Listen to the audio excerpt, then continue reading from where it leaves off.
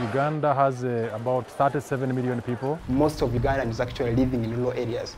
People are poor and they really need solutions. They lack the materials to use at home, like soap, clothing, beddings.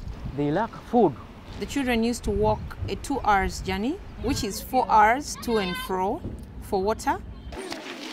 Most of the kids in community walk barefooted to school. These kids were moving long distances. The first school from this one is 4 kilometers. Shelters, like trees, and that's what they call a classroom. More than 100 children with one teacher. That one resulted in poor education. The government is slow. They don't normally give us teachers very fast. When you're not recognizing the punctuation marks. And things to use in the school. Every time you see a question mark. Education in Uganda is still lacking.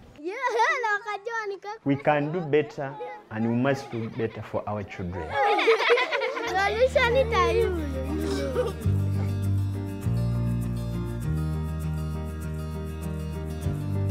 Building Tomorrow is a social enterprise working with rural communities in East Africa to provide quality education for thousands of kids.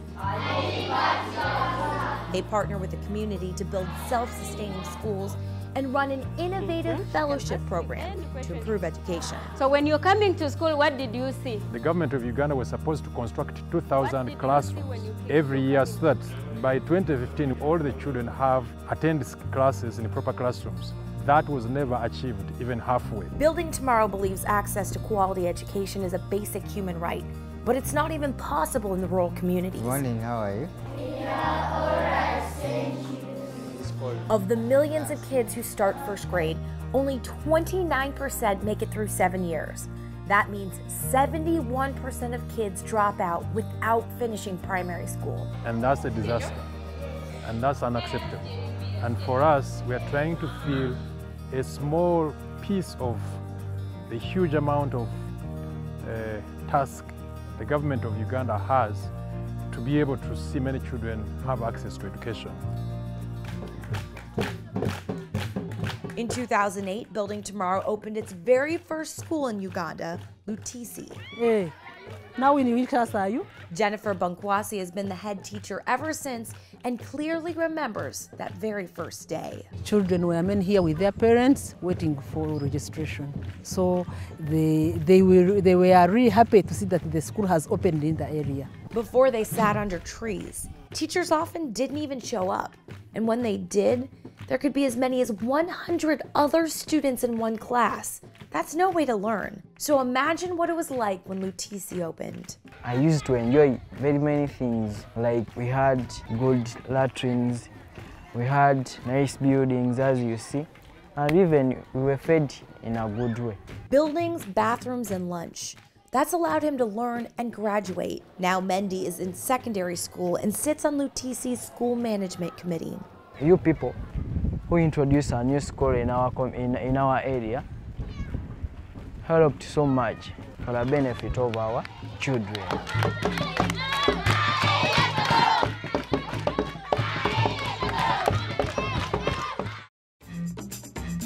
So here's how it works. Someone from the community must first donate the land. And I wanted my area to be developed.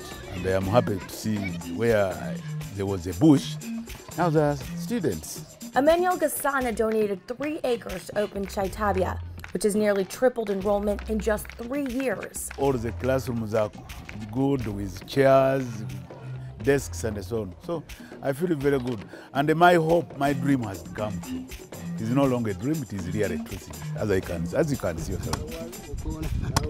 Next, the community must pledge 15,000 volunteer hours to help build the school. They are digging a foundation, and it is going to be 2 feet wide. This saves tens of thousands of dollars while investing the community in the long-term success of the school. Here we have a school which is a good school. It has walls and it has a good roof and a fresh air which help kids study in a good environment.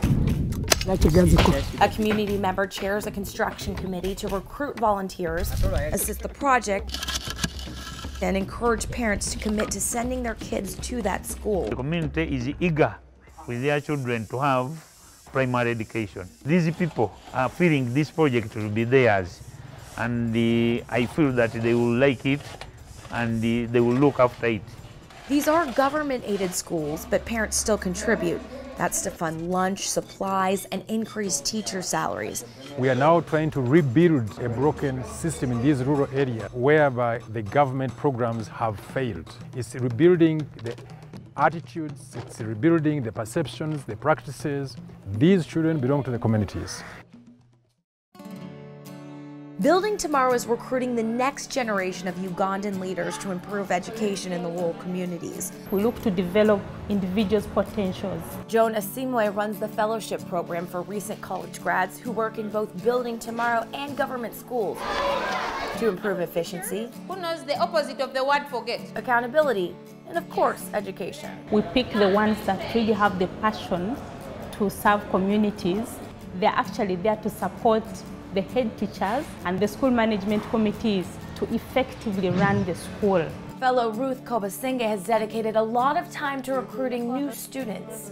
When you're investing in your kid, you're opening futures or riches for yourself and your family. In just 1 month, she re-enrolled 45 kids who had previously dropped out. I do everything wholeheartedly, and when something comes up, I really feel proud. Another fellow made it her mission to bring in clean water. So our sanitation is improved, and at least the health is better, because they used to get very dirty water from the streams down there. Building Tomorrow is giving a new generation a roof, desks, and hope for a better future. Since 2008, we have had hundreds of kids completing 7 years of primary school education. And these would not have a chance to complete those years without Building Tomorrow supporting those local communities. Bye-bye. See you. I love you. We are Building Tomorrow, and we hope you'll join us.